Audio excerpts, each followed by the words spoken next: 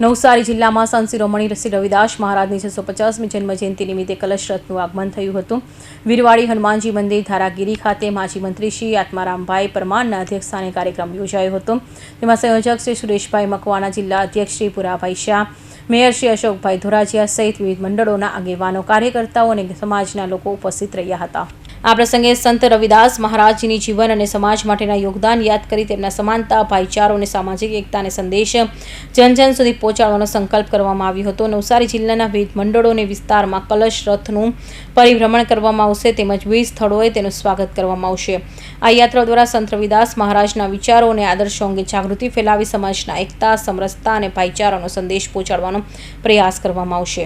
આજે નવસારી જિલ્લા ભારતીય જનતા પાર્ટી દ્વારા ગુરુ રવિદાસજીની 650મી જયંતિ નિમિત્તે સામાજિક સમરસતા અભિયાનના કાર્યક્રમમાં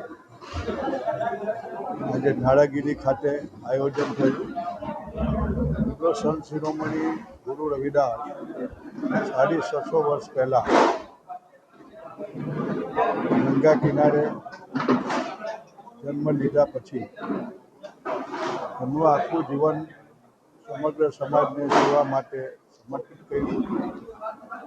એના આજે 650 વર્ષ થયા છે ત્યારે એ વર્ષની ઉજવણીનો ભારતના વડાપ્રધાન નરેન્દ્રભાઈ મોદીના શાસનકાળમાં અને સામાજિક સમરસતા અભિયાન તરીકે ઉજવવાનું સમગ્ર દેશમાં નક્કી કર્યું।